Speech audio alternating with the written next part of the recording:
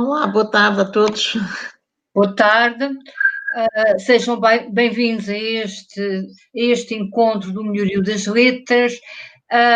Eu vou começar por fazer algumas perguntas, ou uma pergunta à minha colega e amiga Maria João Cantinho, portanto, um pouco subordinado ao tema deste encontro. Portanto, eu pedi à João para falar um pouco o que é que eu vou escrever, para enumerar os seus vários livros e, sobretudo, para referir-se a escrita para ela, e de acordo com o tema deste momento, é uma obsessão ou uma salvação?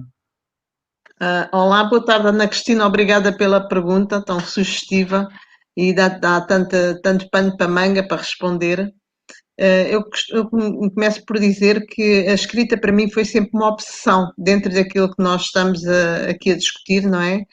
E ao mesmo tempo uma forma de salvação, porque quando a escrita é obsessão, é também através da escrita que nós procuramos a salvação, não é? Eu lembro-me que eu comecei a escrever muito miúda, porque queria contar histórias, ou achava que as histórias que eu lia não eram tão interessantes como aquelas que eu queria contar. E comecei a escrever muito cedo histórias, claro que aquilo era tudo uma porcaria, não é? Mas pelo menos entretinha-me a contar histórias a mim mesma, através da escrita. Portanto, esse impulso obsessivo começou logo muito cedo, arranjar personagens, a estruturar narrativas, a fazer histórias que pudessem ser exaltantes, não é? Porque aquelas histórias que eu inventava eram sempre exaltantes, eram aventuras. E, portanto, desse ponto de vista, pode-se dizer que eu comecei muito cedo, mas publiquei muito tarde, ou seja, só publiquei por volta dos 38 anos, porque não me sentia com maturidade nem com estrutura suficiente para publicar um livro. Fui guardando as coisas que escrevia, sobretudo poesia. Acabei por ganhar alguns prémios na Câmara de Vila Franca de Xira. Todos os anos ganhava um ou outro. E, portanto, comecei a aventurar-me a querer publicar aquilo que escrevia. Isso ainda está aqui. É estranho que tu começaste a falar primeiro de narrativas e depois o que começaste a publicar foi poesia. Exatamente. Os livros são de poesia, não são?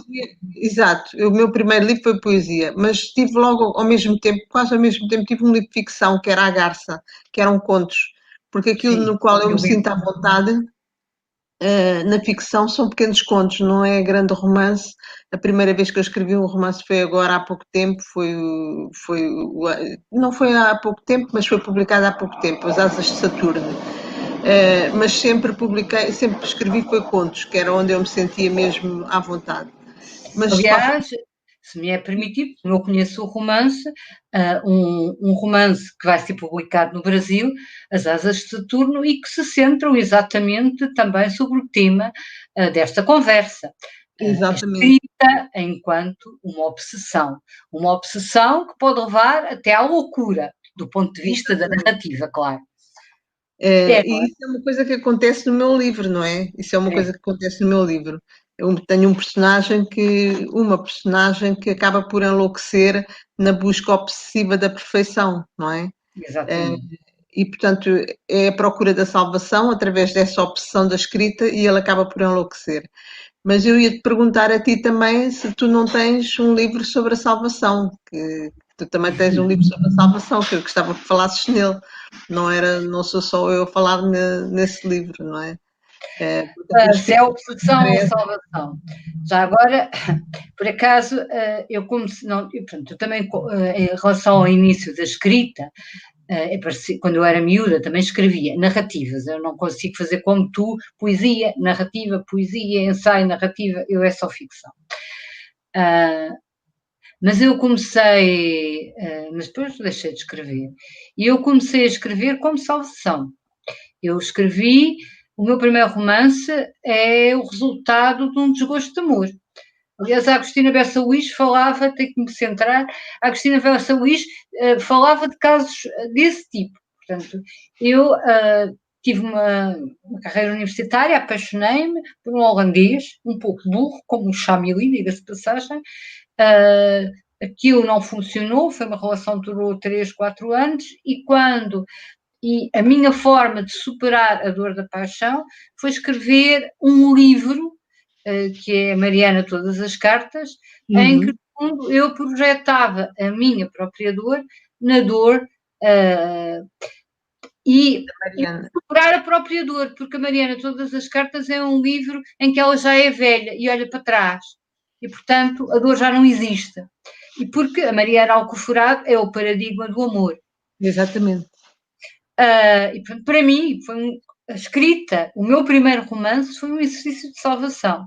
Curiosamente, o livro, porque eu sou um bocado obcecada pela escrita, mas eu vejo a narrativa mais como salvação. E o livro que tu estás a referir, a salvação, é exatamente a escrita enquanto um instrumento de salvação, porque é a história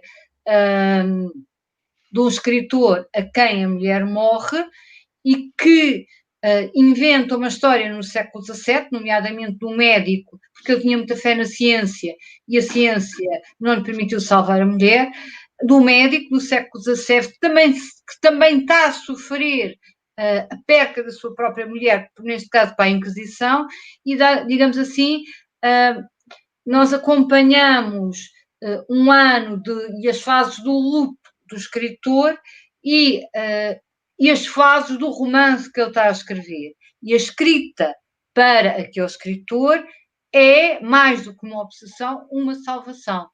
Porque a ficção tem este fator de narrativa, de contarmos.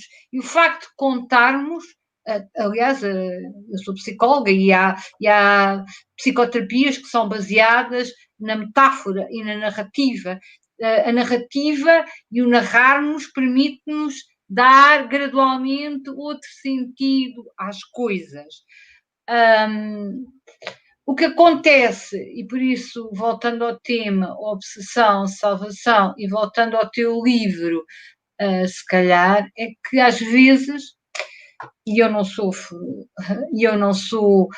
não deixo de sofrer desse mal, é que, e daí estamos a voltar ao livro por causa da questão da perfeição, é Exatamente. Que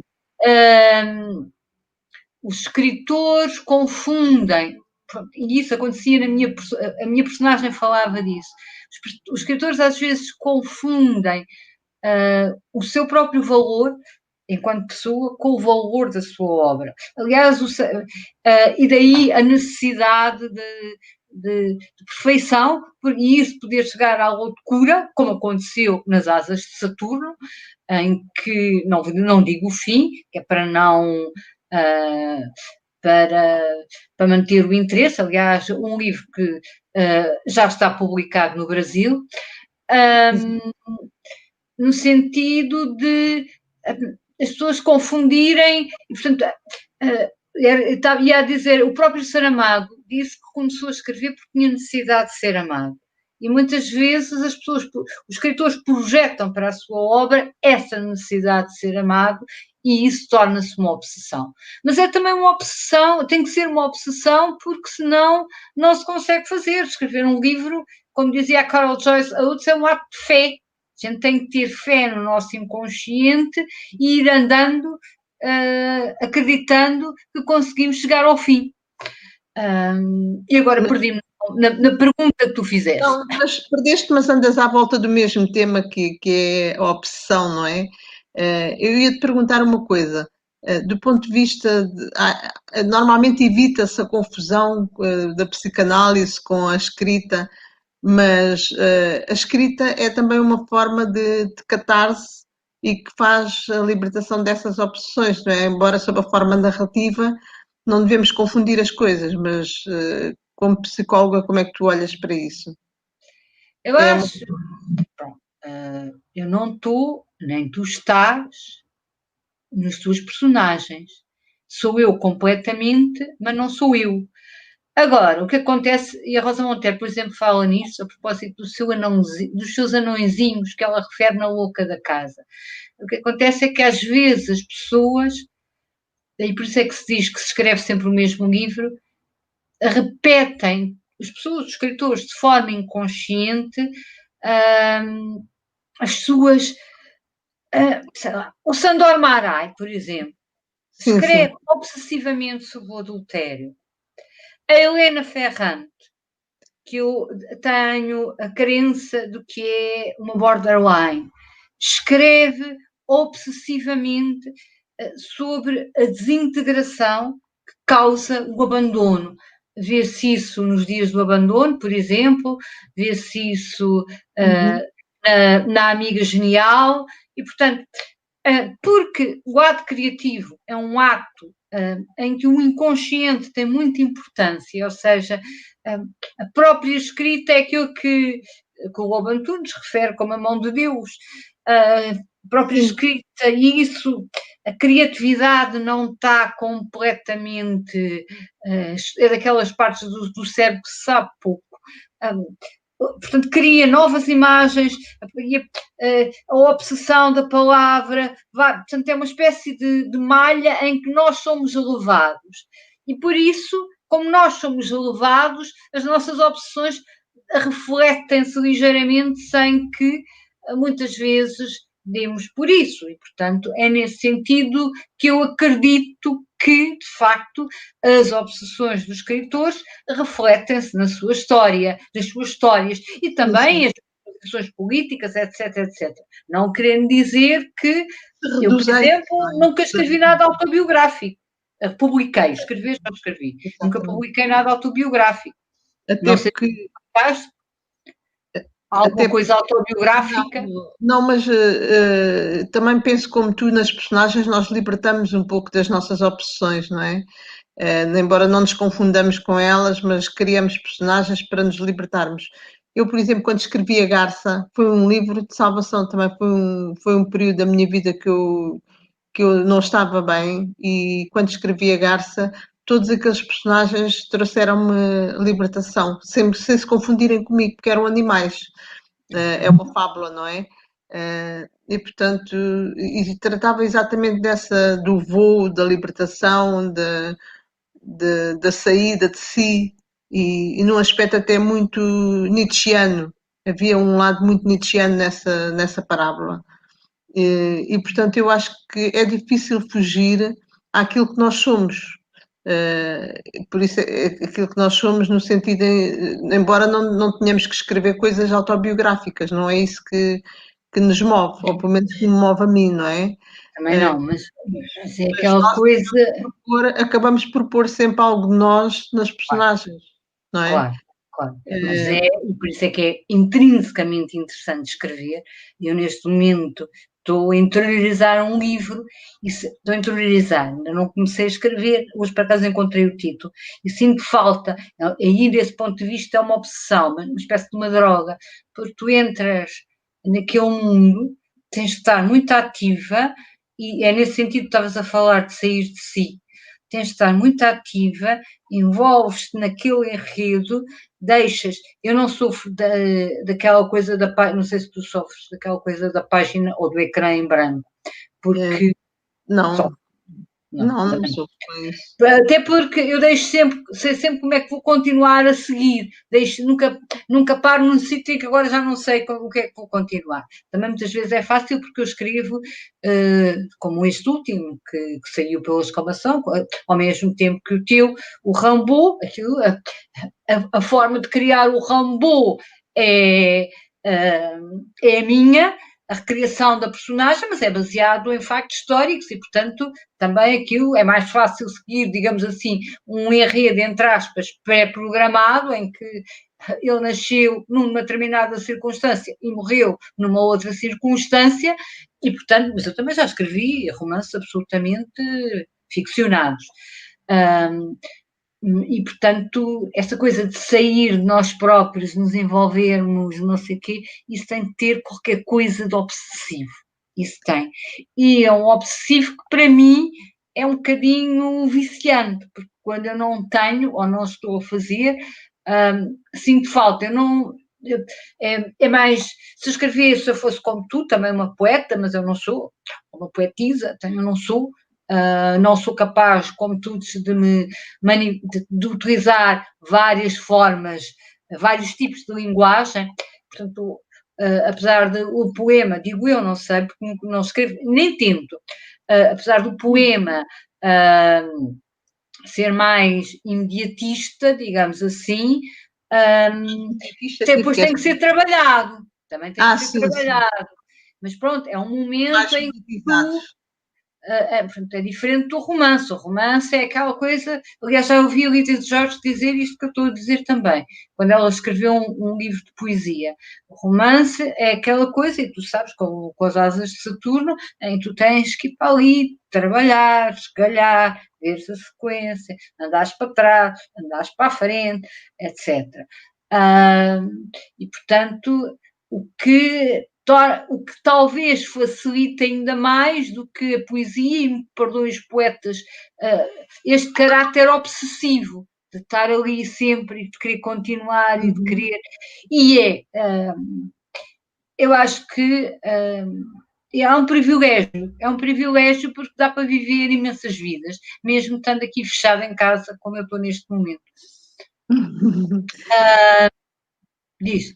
Ia-te perguntar, para os nossos ouvintes que não nos conhecem, se calhar era bom nós falarmos um bocadinho do nosso percurso, não? Sim, não começa sei tu. se era boa ideia. Começo eu. Bem, eu comecei com a Garça, com um livro de poesia. Publiquei, entretanto, 4 livros de poesia e publiquei agora um romance, mas tenho publicado também ensaios. Não queres dizer os títulos? Livros de ensaios, pois, os títulos dos livros. O primeiro livro por ordem. As pessoas gostam de ouvir por ordem. O primeiro livro de poesia que eu escrevi chamava-se Abrirás a Noite com um Sul. É um livro que eu não gosto muito porque acho que foi publicado com demasiada pressa, porque ganhei um prémio com o livro e acabei por publicá-lo por causa disso. Foi uma espécie de um teste que fiz a mim mesma e depois arrependi-me porque achei que não me revia naquele livro, alguns anos depois. Depois publiquei A Garça, que é um livro de ficção, e a Garça está publicada no Brasil, eu agora não me lembro qual é a editora do Brasil. Acho que a editora que não saiba isso, não é? A Garça, não sei qual é a editora, foi publicada no Brasil, eu tenho a certeza. Eu tenho que procurar para ver qual é que é. Eu também estou a dizer isso, mas também não me lembro. Está bem. Depois publiquei mais tarde, também no Brasil, publiquei em Portugal e no Brasil, Caligrafia da Solidão, que é um livro de contos também, e publiquei mais tarde, publiquei entretanto Sílabas d'Água, que só publiquei em Portugal e é um livro de poesia, e publiquei no Brasil também Do Ínfimo, foi um livro que foi premiado em Portugal com o Prémio Glória de Santana, e também saiu em Portugal. 2017. Agora, mais recentemente saiu Asas de Saturno, Asas de Saturno saiu cá e saiu no Brasil também, ao mesmo tempo. Eu queria lembrar que o livro Caligrafia da Solidão teve nos finalistas da Telecom, do Prémio Telecom, na altura ainda não era o Prémio Oceanos, agora é o Prémio Oceanos. E tenho livros de ensaio publicados, tenho um que se chama O Anjo Melancólico, tenho outro que se chama Walter Benjamin, A Melancolia e a Revolução. Pronto, este é mais ou menos o meu percurso. Agora queria pedir à Ana, que tem muito mais livros publicados que eu, que falasse na obra dela e que esclarecesse. Ela tem um livro publicado no Brasil, foi recentemente. Tenho mais livros, estava-me a lembrar. O meu grande best-seller é um livro que eu publiquei na Presença que se chama Como Ensinar a Estudar, mas não tem nada a ver. O meu percurso, isto começou por 2 editoras que foram à falência. Não me posso aproximar das editoras que foram à falência. Eu comecei a publicar. Isso é um clichê. Eu comecei a publicar em 2002, na Gótica, com a Piedade Ferreira, e aí publiquei Mariana Todas as Cartas, e um livro que foi reeditado depois, e tem graça dessa coisa, estás a dizer há bocado, no primeiro livro de poesia, não te revias, ninguém se revê nos primeiros livros, que é talvez, se calhar, um dos primeiros livros sobre violência doméstica, que é A Mulher Transparente, e que eu reeditei em 2016, numa perspectiva de doei os direitos de autor à PAF, exatamente porque é uma problemática. E lembro na altura de olharem para mim do lado e dizerem marido e mulher não se mete a colher. tenho muito orgulho em ter escrito um dos primeiros romances portugueses sobre violência doméstica. Depois a Gótica foi à falência. Depois escrevi um livro que vai ser reeditado este ano pela Bertrand, que se chama Bela, sobre a flor Bela Espanca. Porque comecei, exatamente, porque tenho inveja de autores como a Maria João Cantinho, que é uma bela poeta, e portanto, eu escrevi sobre, e como eu não sou capaz de escrever poesia, porque acho que a história da Flor Bela Espanca é uma história fabulosa do ponto de vista romanesco. E portanto, escrevi a Bela, que foi publicada pela Âmbar, quando estava lá o Nelson Matos, e a seguir escrevi, estavas a falar sobre a psicanálise, um livro, o único livro que eu tenho que se passa no contexto de um consultório, de um psicanalista, por acaso, que se chama À Meia Luz, no consultório do psicanalista, e que é sobre a guerra colonial. E é um soldado, nem me lembro bem do livro, como tu em relação, não me lembro bem do livro, sei que é um soldado e uma filha que se separaram e que por acaso estão no mesmo consultório, estão no consultório do mesmo psicanalista e só o psicanalista é que sabe. Esta é a ideia que eu tenho do livro, porque o livro foi publicado e a seguir, o que é que aconteceu? A Âmbar foi à falência. Com 4 livros. E então aí fui para a presidência, que não foi à falência, e aí publiquei 3 livros. Publiquei um livro sobre a Inquisição, que foi de facto, aí está, o meu segundo romance, mas que estava um lixo. E aí o livro teve 5 anos a marinar no computador. Portanto, o livro chama-se As Fogueiras da Inquisição, e portanto é sobre uma personagem que está presa nos calabouços da Inquisição e rememoriza a história com a sua avó e a história da sua avó, e isso atravessa quase o século XVI. Era um livro que se chamava Dominicani, Os Cães do Senhor, e como as editoras gostam de títulos mais comerciais, passou-se a chamar As Fogueiras da Inquisição, e é assim que está publicado. Depois publiquei, ainda na presença, A Dama Negra da Ilha dos Escravos, que é um livro sobre sobre a escravidão e sobre o início da escravidão e sobre o racismo no século XVI.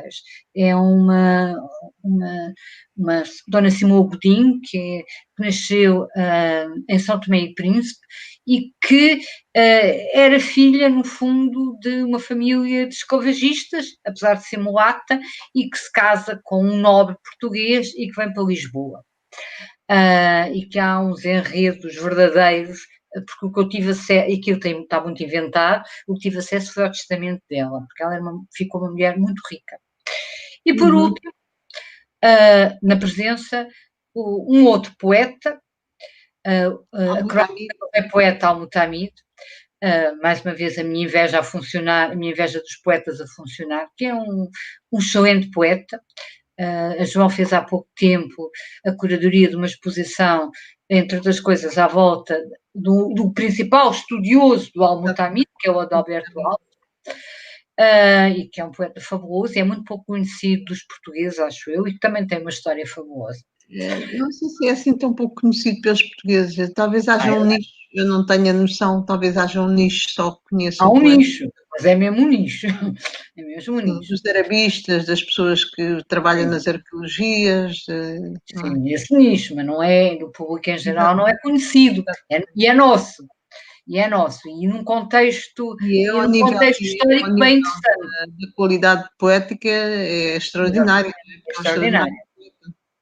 Aliás, cada um dos meus capítulos começava por o título dos capítulos era tirado do poema dele. É extraordinário. Aliás, foi a poesia dele que me fez escrever e a minha inveja. Fazer uma pergunta que eu quando li o livro sobre o Al-Mutamid, sabe-se que havia uma relação homossexual entre o Al-Mutamid e o Ibn Amar. Mas tu sugeres pouco isso, ou seja, tu não deixas isso muito à vista. É só insinuado. Está lá. Porque quando eu escrevi esse livro, o que me fascinou mais foi porque eu, quando escrevo um livro tem sempre uma coisa, como? Para além da poesia, como é que Mas está lá a relação homossexual, está lá, sobretudo no início.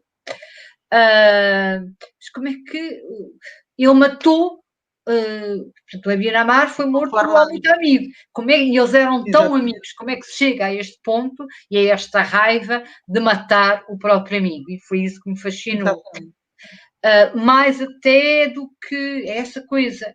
Aconteceu mesmo com as Cartas Vermelhas, que foi o meu livro a seguir, que foi publicado, neste caso, pela Leia. Neste caso fui eu que a presença não faliu, fui eu que abandonei a presença. E as Cartas Vermelhas, o que me fascinou, portanto, as Cartas Vermelhas é sobre a Carolina Lopes da Fonseca, porque é um livro que foi nomeado para o Prémio Fernando Namora, e em que a Carolina Lopes da Fonseca existiu e que foi uma grande resistente comunista e que se apaixonou por um PIDE. E aí está um exemplo de como os livros nos fogem. Porque aquilo era por. Como é que é possível? E toda a gente com quem eu falava, coisa comunista até o fim, amiga do Aires dos Santos, mas não sei o quê. Como é que é possível se ter apaixonado? E os livros têm essa coisa de nos puxarem, porque o livro, isto acabou por ser um pormenor. Um pormenor e acabou por se centrar na relação com a filha. Depois o livro a seguir está publicado no Brasil. Também não sei a editora, por acaso. estava a dizer, também a editora que não sabe, mas eu não me lembro a editora. O Rei do... agora não me lembro do título do livro. O Rei do Monte Brasil, exatamente. Que é sobre... que é sobre o Gungunhana e o Mozinho de Albuquerque. E é como diferentes civilizações, diferentes civilizações, a questão do poder e da perca do poder e a degradação que a perca do poder conduz, torna as pessoas, duas personagens completamente diferentes, o Mozinho de Albuquerque e o Gungunhana, que se calhar não serão tão diferentes nessa pulsão em relação ao poder. Esse livro ganhou, aliás, foi a primeira vez que foi... ganhou o prémio Urbano Tavares Rodrigues, foi a primeira vez que esse prémio foi atribuído. E depois escrevi A Segunda Morte da Ana Karenina, que é um livro sobre a homossexualidade, porque uma das coisas sobre a homossexualidade é um livro que se passa na Primeira Guerra Mundial e onde um homem foge, um oficial, foge para a guerra por não assumir a sua própria homossexualidade. E é as cartas que eu escrevo, a primeira parte do livro, é as cartas que eu escrevo ao amante, onde perante o horror da guerra, essa questão do que é certo ou do errado e dos pudores e não sei o quê, o seu amor foi a coisa mais pura de um amor homossexual que ele viveu. Depois, esse livro também foi nomeado para o Prémio Fernando Namora. Depois escrevi A Noite Não É Eterna, que é um livro que é Prémio Fernando Namora, que é um livro pura ficção, mas aí está as nossas obsessões. Lembras-te nos anos 80 aquela história dos orfanatos na Roménia? Sim, sim. Lembras-te de teres assistido ao fuzilamento do Ceausescu ao vivo? Essa coisa deve-me ter ficado na cabeça anos infinitos. E A Noite Não É Eterna, e que volta a ser um livro sobre violência doméstica, curiosamente, mas num contexto de um regime opressivo, como era o regime de Ceausescu. E, portanto, é onde há um paralelo, neste caso, entre a libertação da própria personagem em relação a um conjunto de tragédias que ela vai vivendo e a própria libertação do povo romeno. É esse livro que também saiu ao mesmo tempo com a Circuito Editora. Exatamente, é bem que tu dizes que eu também não me estava a lembrar do nome dessa Salvei-te. Não, mas em relação às Asas de Saturno não disseste. Portanto, os dois livros, As Asas de Saturno e A Noite Não É Eterna, estão publicados na Circuito Editora. Na Circuito Editora. E queria lembrar também que a Caligrafia da Solidão está nas Escrituras. No Brasil está nas Escrituras também. Depois, o que saiu foi A Salvação, que eu já falei, que é a tal história de um escritor e de um processo de luto que fala, que escreve sobre um médico do século XVII e sobre o seu circuito, nomeadamente em Hamburgo e a seguir escrevi um livro que eu tenho bastante orgulho de ter escrito do ponto de vista não tanto literário, mas do ponto de vista da sua importância, sobretudo para os mais jovens. É um dos livros que saiu agora no Plano Nacional de Leitura, que são As Longas Noites de Caxias, porque e então, nesta altura em que os fascismos e as ideias de extrema-direita parece que estão a levantar, parece não, estão mesmo a levantar de novo a cabeça, é importante recordar os horrores do nosso fascismo. E acho que há várias no livro do José Sanamar, do O Ano Morto de Ricardo Reis, só para lembrar, há referências à PIDE, não há PIDE, mas e, portanto, esse livro é um livro que se passa inteiramente, é a história de uma estudante que é presa nos anos 70, onde na Primavera Marcelista, curiosamente, como acontece sempre com a decadência do regime, foi um período particularmente selvagem do ponto de vista da tortura dos presos e das presas, e, portanto, é a história de uma estudante e com uma história muito particular, porque conseguir estudar com aquelas origens sociais e de chegar à Faculdade de Direito era muito difícil no princípio dos anos 70, e de uma PIDE, de uma sádica que existiu, que era a Madalena Oliveira, e como quer nas SS, quer nas Stasis, quer nas PIDES, estas personagens sádicas estão ali como um peixe na água, porque é o seu ambiente. Portanto, pelo contrário, aquilo que é castigado pela sociedade, ali é reforçado.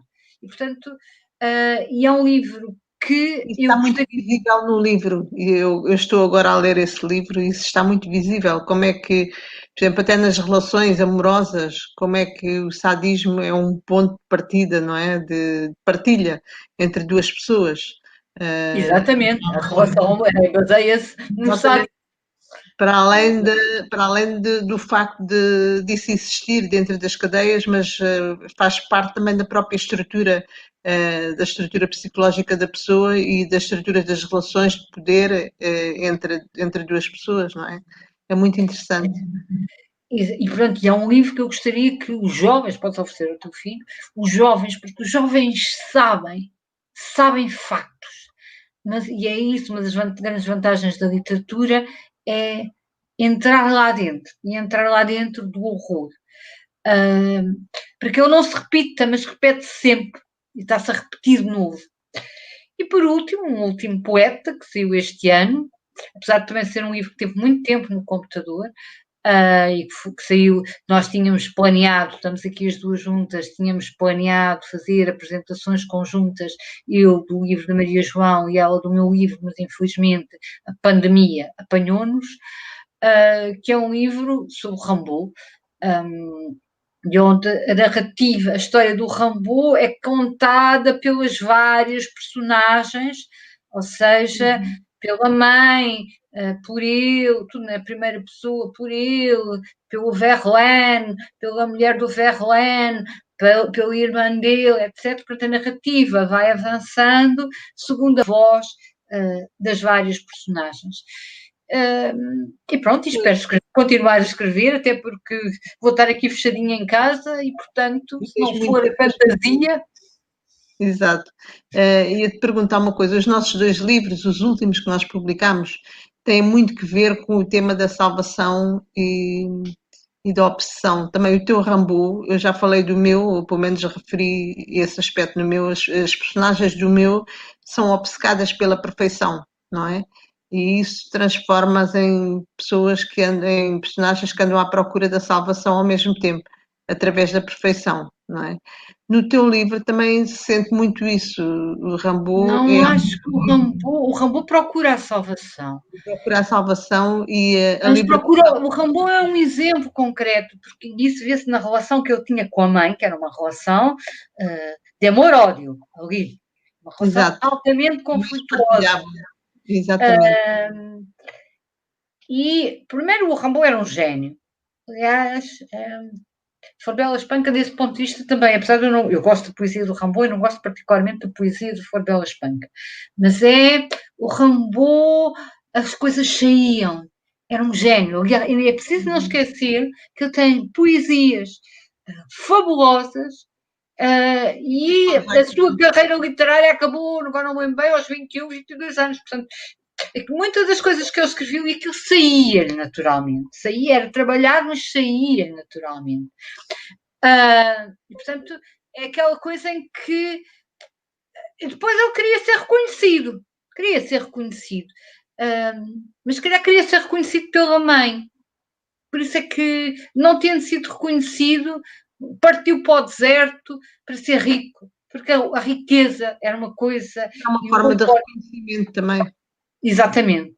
E, Não é? portanto, não é, ele era obcecado, mas não era, era uma coisa, porque aquilo é como o Mozart em relação à música, há seres assim, não é o meu caso, infelizmente, há seres assim em que as coisas têm só momentos, as coisas saem, mas nem sempre. Em que a coisa de ele sair, aquilo, ele vivia as palavras, tanto quando ele deixou de escrever, quer dizer, isso é inventado, mas eu acredito que seria verdade. As palavras, os poemas continuavam, ele é que não queria, porque ele tinha cortado com a poesia. Ele é que não queria, porque aquilo era o meio natural dele, eram as palavras. Uhum. Ia dizer-te uma coisa, eu quando escrevo tenho momentos de felicidade, de exaltação, mas também grandes momentos de angústia, que é próprio do processo da obsessão e da busca da salvação. Contigo também te acontece a mesma coisa? Não? Angústia não. Eu Nunca? angústia não sofro. Um, angústia não.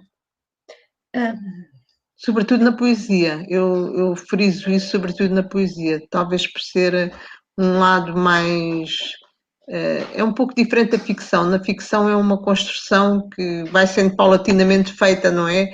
Na poesia é muito desigual, porque ora se está inspirado, ora não se está inspirado, e portanto isso provoca, nos momentos em que há inspiração, isso provoca momentos de exaltação. Quando as coisas não saem tão bem, provoca angústia, não é? Porque a pessoa anda ali às voltas à procura das palavras, dos versos, e eles não saem como nós queremos. Mas Na ficção não é por isso é assim, que eu não. disse que é um ato de fé, é acreditar. Eu gosto muito da Carol Joyce, que é a fé tem um livro que se chama A Fé do Escritor. Isso não sai, porque nunca sai ao princípio. Pronto, é diferente na poesia. Eu não sei fazer poesia, portanto, como não sei fazer poesia, nem entendo sequer. Mas eu sei que quando estou a escrever, por isso é que não sofro de angústia, nada, e repare, eu já reescrevi, eu agora reescrevi a Bela. Eu não reconheço nada naquilo que eu escrevi há 18 anos, portanto, reescrevi outro livro.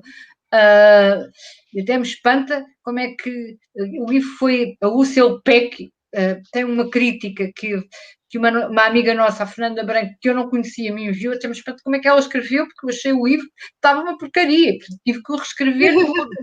Eu também sinto isso em relação à minha garça, já não me revejo na garça, não é? São 18 anos, foi uma outra época, eu era uma rapariga jovem, agora que tenho não sei quantos anos, aquilo tem que ser.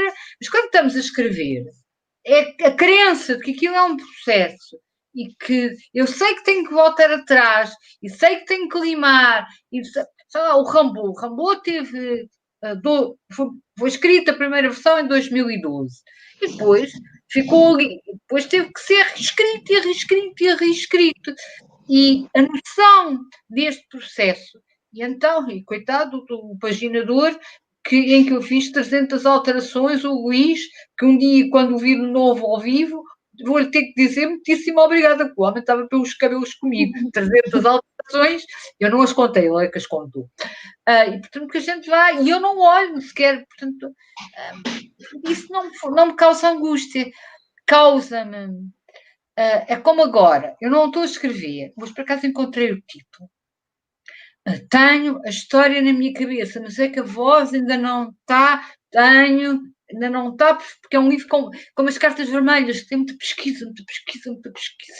E, portanto, eu sei que tenho que ter um nível de pesquisa suficiente para que aquilo não sou gago, ou não ponha para lá coisas, que aquilo seja, os aspectos históricos venham, não estejam... Eu gosto pouco dos romances, e aquilo não é um romance histórico, é um romance psicológico, mas que contempla aspectos históricos, de história recente, e que aquilo venha naturalmente na personagem e não o contrário, a história a comandar a personagem. E, portanto, isto implica uma grande interiorização, por isso é que eu ainda não comecei a escrever.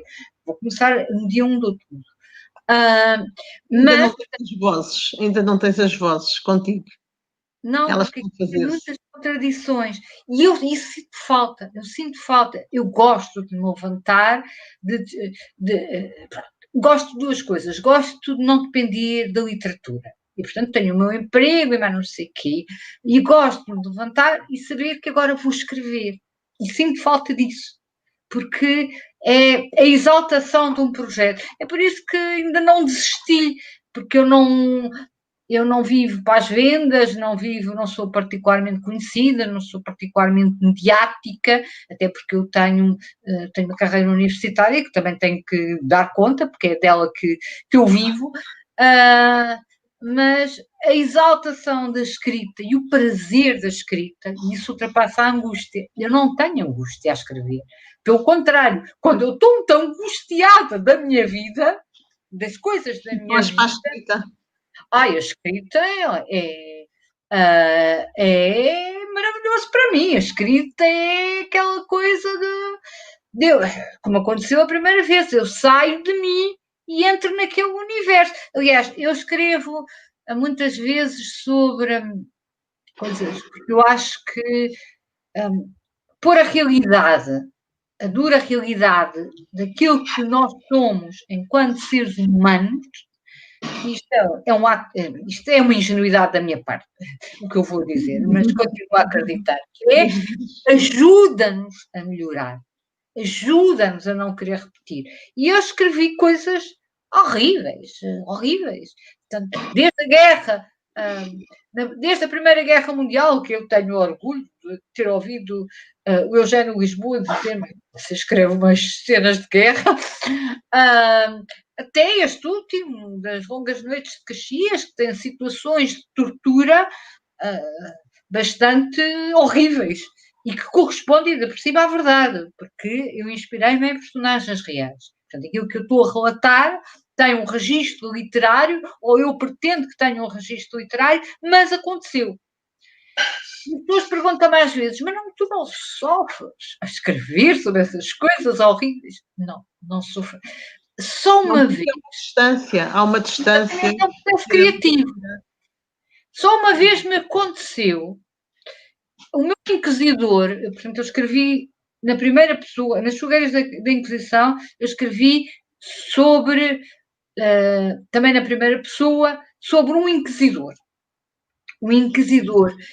E o inquisidor era horrível também, porque, por exemplo, uma das coisas que eu lembro de ter escrito, ele ia ver nas vésperas do auto de fé aqueles que estavam condenados, portanto, e eles estavam com as mãos atrás das costas, porque para evitar que se suicidassem antes de serem queimados, não fossem perder a sua alma, e portanto,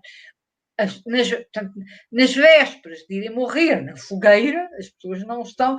Ele ia para ver como é que estava o estado da sua alma, dos presos, mas ele era para, novamente o sadismo, para observar o sofrimento.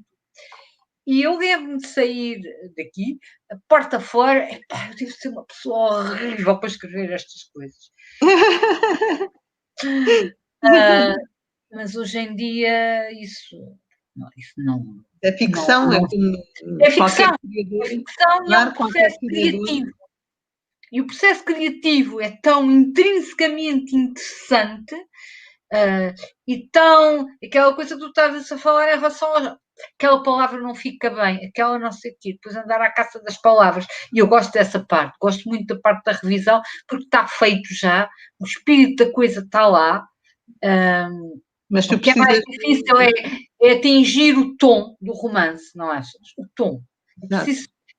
O Paul Auster dizia uma coisa que eu acho que é importante, e eu já escrevi neste momento 14 romances e alguns contos dispersos, mas eu não sou boa contista.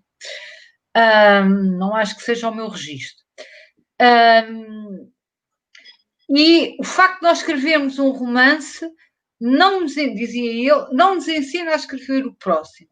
Porque, ou das duas, ou escrevemos sempre a mesma coisa, ou se escrevemos um romance novo, temos que encontrar um tom novo que é, você não inventa nada. E isso é talvez a parte mais angustiante para cada escritor, não é só para nós, mas é para cada escritor, não é? Como é que vão encontrar um tom novo sem se repetirem em cada livro? Pois eu não vejo isso, pronto, eu não vejo angustia-me estar aqui fechada em casa. Agora, eu não vejo isso como uma angústia, eu vejo isso Um desafio. como um desafio. E não sei, eu sei que vou encontrar. E por isso é que eu sei. Se calhar é uma pretensão da minha parte, porque a escrita para mim é muito lúdica, é um momento absolutamente lúdico, que eu estou ali, são os meus legos, os meus crochês, os meus não sei o quê, há quem faça, e eu escrevo. E se não tem, e, portanto, eu não, porque talvez não sinta, aliás, eu escrevi muito lixo e não tinha vergonha de mostrar, diga-se de passagem, porque estava tão. Mas também quer sempre aproveito. Agora sei ver isso. E nunca tive vergonha nisso, porque a escrita é um processo de aperfeiçoamento e isso é natural. Ninguém escreve. Primeiro, isto disse-me o Richard Zimler e é verdade. Ninguém escreve um romance perfeitinho do princípio ao fim. E também ninguém. Ninguém encontra da primeira vez a perfeição. Ninguém chega à perfeição. E aquilo tem que ser, nem os escritores mais, nem o José Saramago, que é um dos meus ídolos, tem todas as páginas perfeitas. E depois é essa coisa que se vai aperfeiçoando. E o próprio processo de aperfeiçoamento, para mim, é um prazer. É um prazer. Eu não gosto. Como é que, para fecharmos aqui este nosso dístico, que é a salvação ou a obsessão, não é? Ia-te perguntar uma coisa. Não sei se é Walter Benjamin que diz que a arte ilumina a noite. Tu achas que a literatura é um ato de iluminar a noite, nesse sentido? Por acaso isso fez-me lembrar uma frase que eu gosto muito e que do Faulkner também a literatura não ilumina. Como é que é? Não sou capaz. Mostra a escuridão que está à nossa volta. Exatamente. É do Faulkner isso, não é? Tenho a impressão que é do Faulkner. Eu partilhei há muito pouco tempo essa frase, que não sou capaz de dizer de cor, mas é uma frase que eu gosto particularmente. Acho que seria a nossa melhor maneira de terminar, é mostrar a escrita como esse ato de iluminar a noite que nos rodeia, não é? Como esse fósforo que se acende e deixa ver a noite. Pelo menos para mim é. E só fazer mais uma pergunta. Eu ouço muita música quando escrevo. Tu também tens essa necessidade ou nem por isso? Estar em absoluto silêncio. Há quem ouça, não sei o quê. Eu não ouço música. Eu tenho que estar em absoluto silêncio. Sou capaz, curiosamente, não sei como, de estar a escrever e depois mando-me um mail, não sei o quê, e eu responder ao mail e depois continuar, mas tenho que estar estou muito focada, muito, por isso é que aquilo é uma coisa que eu faço automaticamente, estou muito focada, muito não sei o quê, e não quero nada, só quero aquilo. Desse ponto de vista, deve haver uma obsessão. Exato. Não sei se já estamos no fim, Adriana. Pois é isso, não sei, deve estar, se calhar nós ficámos aqui sem controlar bem o tempo. E eu 18 falei e mais 45. as minhas desculpas, e sim, vamos fechar, acho que sim. Então, só nos resta agradecer à Adriana e a ti, foi um prazer te ver-te. Espero ver-te brevemente ao vivo, um dia destes. E desejarmos até à próxima live. Exatamente, e que a próxima seja ao vivo, e ao com vivo, chazinho e cafezinho. sem máscaras, sem máscaras. Sem máscaras.